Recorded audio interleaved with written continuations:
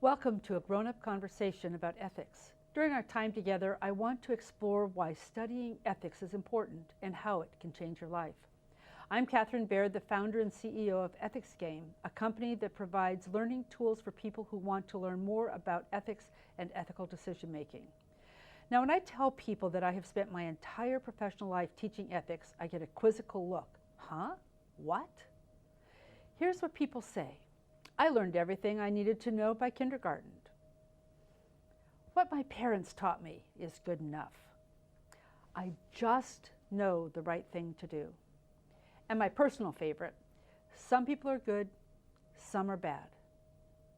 And that's all we need to know about ethics. Really?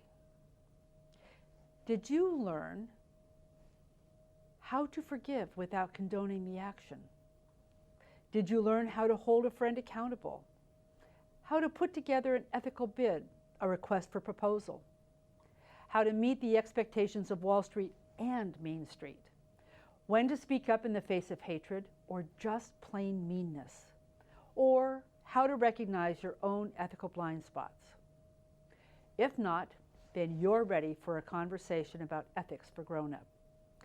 Now, we may not all have the same answers about what is ethical in any given situation, but just because we have different opinions doesn't mean that our world is going to hell in a handbasket or that we've given people license to lie, cheat, or steal. Or more importantly, that we can just ignore ethics altogether. The value of ethics for grown-ups is that it helps each of us answer the core question, who are you?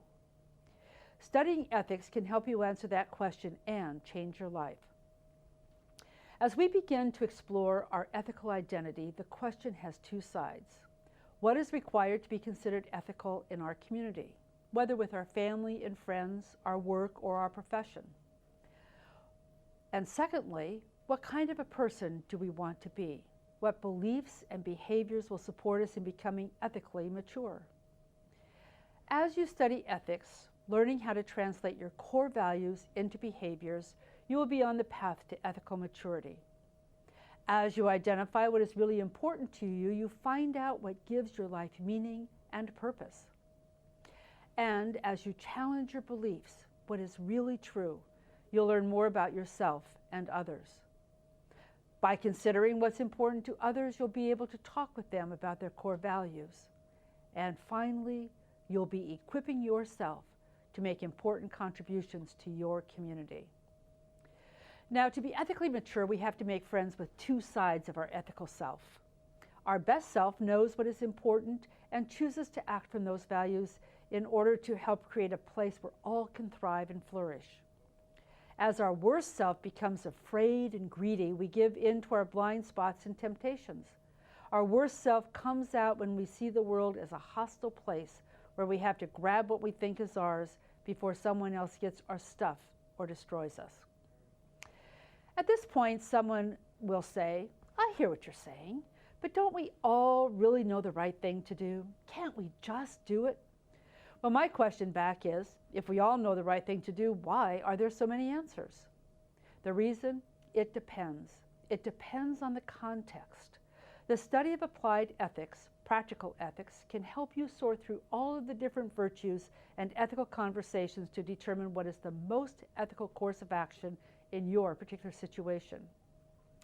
As I reviewed 5,000 years of conversations about ethics during my first years as a professor, I found that every person who wrote about ethics had two important conversations that helped us define how to be ethical. The first is a conversation between the individual and the community. What beliefs and behaviors do the community teach me how to do and how to be best in my community? As individuals began considering their own rights and responsibilities, what can they do? When should they challenge and or accept what the community says? When should they speak up to hold the community accountable? The second conversation about the best way to live encourages people to be ethical by looking first at their head.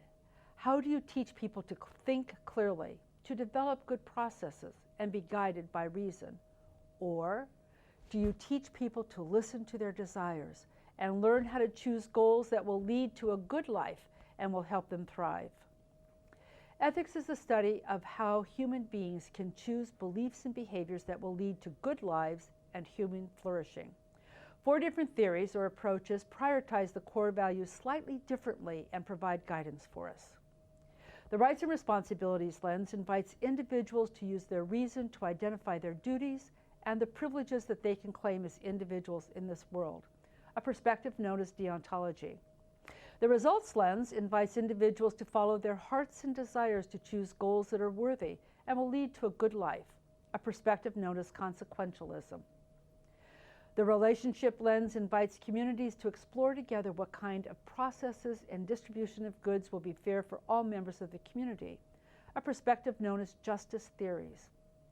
The Reputation lens invites members of the community to determine what qualities of being, what virtues, are important for the various roles that we take on in the community, a perspective known as virtue ethics.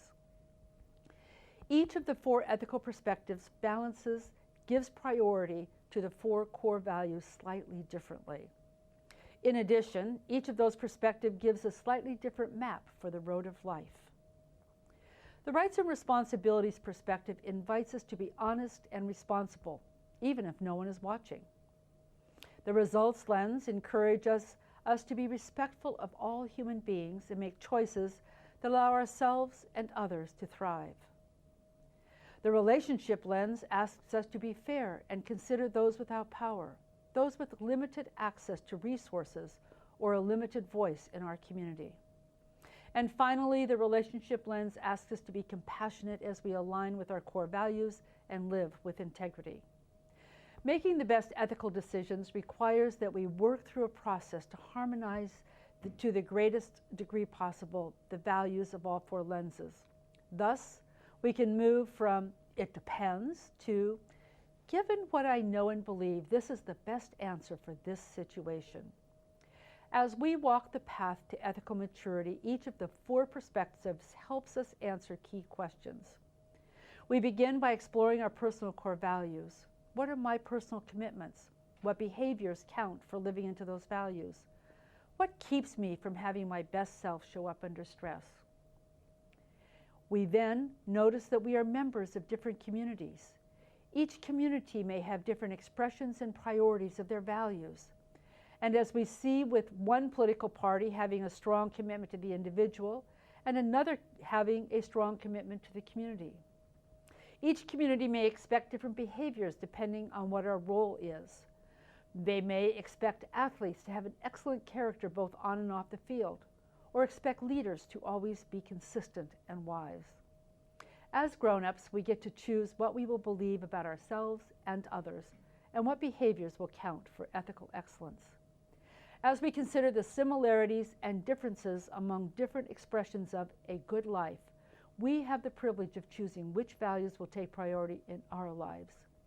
A more difficult task is resolving the differences in value priorities and expected behaviors when so many competing expectations are around us. How will we live into our own ethical integrity and live with harmony and peace in our community? As we continue to ask questions and seek the best answers, we will not only learn more about ethics, but our lives will be changed. As we learn more about ourselves and others, and as we use our reason and our emotions to help us determine the best path forward, we will each be well on our way to being a more ethical person in our community. Thank you.